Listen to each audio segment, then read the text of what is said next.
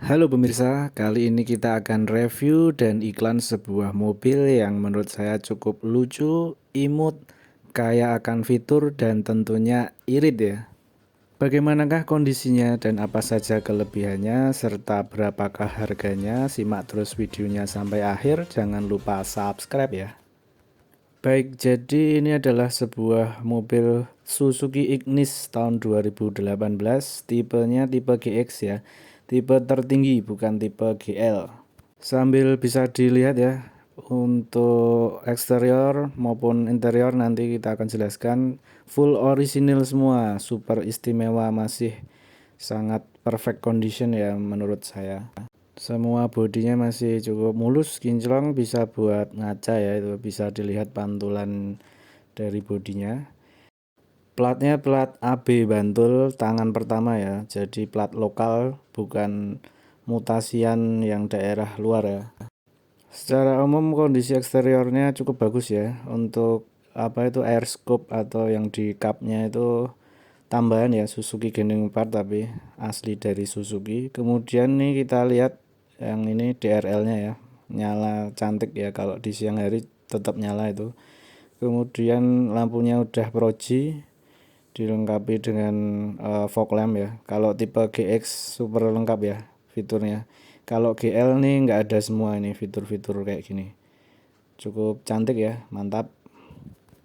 Mungkin bagi kalian ada yang nggak suka sama desain bodi belakangnya ya, tapi itu masalah selera sih. Kalau saya lihat langsung ya cukup bagus sih sebenarnya kalau lihat langsung mobilnya ya.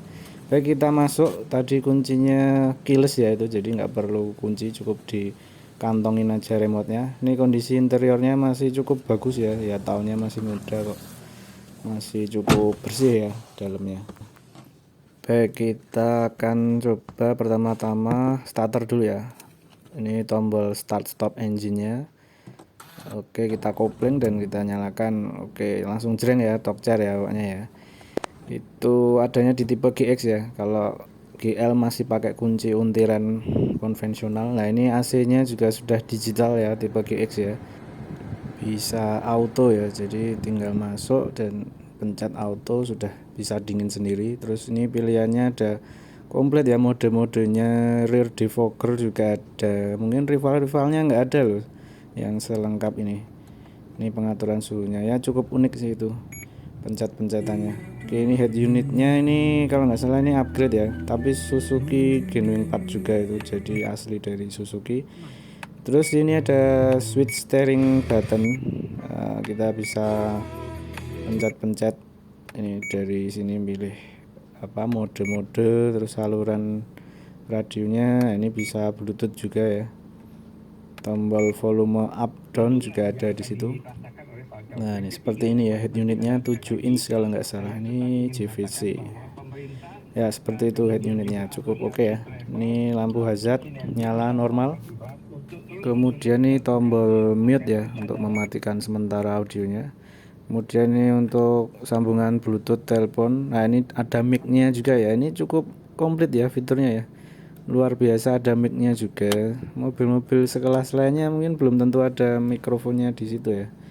Oke, kemudian kita utak-utak bagian apa sih ini, MID-nya ya. Oh ya, kilometernya masih sangat-sangat rendah ya, 19 ribuan ongoing. Untuk konsumsi BBM-nya sangat-sangat irit, kemarin dapat 1 banding 18 untuk apa namanya, dalam kota. Kemudian untuk luar kota itu sebenarnya bisa tembus 1 banding 21 22-an.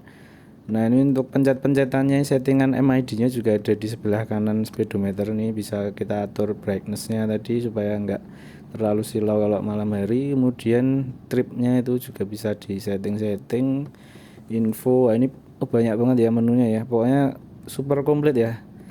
Belum ada loh yang sekomplit ini ya di rentang harga yang serupa. Kayaknya mobil ini paling lengkap ya fiturnya dibandingkan mungkin mobil-mobil dari brand lain. Nah, ini sensor parking. Nah, ini yang saya suka, ini bisa ada apa namanya, switch leveling headlamp ya, jadi sangat berguna di malam hari. Ini bisa kita naik turunkan apa lampu projinya ya, jadi bisa diatur supaya tidak menyilaukan pengendara lain. Kemudian nih tombol apa namanya lampu utama, dan ini fog lampnya ya standar lah kalau itu. Kemudian untuk yang sebelah kiri itu untuk wiper. Kemudian yang ini menarik lagi spionnya retract ya biasa sih, tapi ini untuk GX tuh ada ya ini ya, kalau GL nggak ada ya itu ya. Jadi ya tanggung sih kalau pilih GL ya, sebaiknya kalau saya sih banyak banget fiturnya GX ya tetap pilih tipe GX sih. Electric mirror ya seperti biasalah, ini normal ya, cuma untuk uji coba aja supaya kalian ngerti. Terus di pojokan itu yang di pilar A nya itu ada apa, Twitter ya, kalau GL kayaknya nggak ada. AC jelas dingin ya. Terus kemudian kita ini apa nih, oh buku manual ya, buku manual tentu saja ada. Oke, komplit ya. Kemudian ini buku servisnya. Nah, ini cukup rutin ya ke apa, dealernya, ke dealer Suzuki-nya ya, pemilik sebelumnya ini. Oke, mantap, terawat lah mobilnya ini riwayatnya. Ini ada colokan 12 volt di situ, multifungsi ya. Ini ada aux dan USB, bisa untuk langsung tersambung dengan head unit. Kemudian nih sun visornya ya masih plastikan ya. Oke, cakep, cukup rapi ya untuk apa namanya, interiornya ini.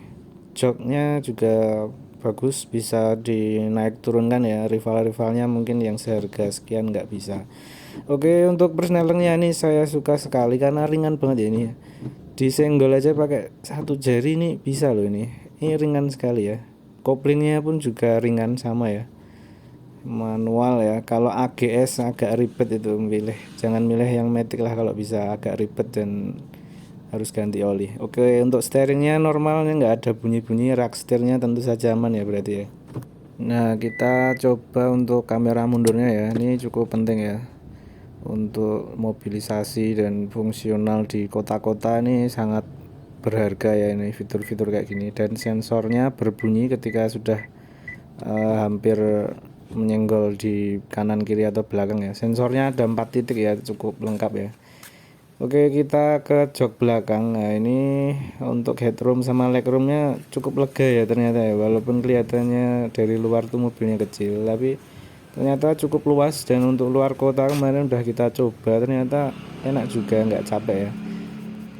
Oke, kita masuk ke bagian bagasinya. Ini walaupun kelihatannya kecil tapi bisa untuk nyimpen beberapa koper ya di belakang ya. Itu lengkap dengan ban cadangan sama kunci-kuncinya komplit semua ya. Ya seperti ini, cukup bersih, wangi, dan oke lah untuk interiornya. Yang sebelah kanan itu untuk keyless di bagian belakang, yang sebelah kiri ini kamera mundurnya ya, mantap sekali. Oke, mungkin di rival-rivalnya nggak ada yang komplit seperti itu ya. Baik, kita masuk ke bagian mesin. Tentu saja mesinnya sangat prima ya, kemarin barusan diganti oli. 1200 cc 4 silinder ya speknya ya, cukup powerful ya, tenaganya diisi full muatan nih, masih cukup oke untuk nyalip-nyalip dan ditanjakan, nggak ada masalah yang berarti ya. Peredamannya juga cukup bagus karena udah ada peredamnya itu di kap depannya, cukup oke ya, daripada LCGC ya jelas lebih powerful ini, dan tentu saja tetap irit.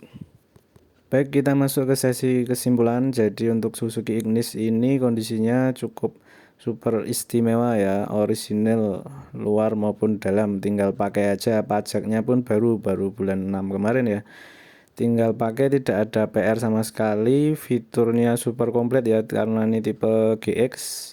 Tangan pertama juga platnya lokal, tidak pemutasi non plat luar ya, jadi aman, bebas banjir.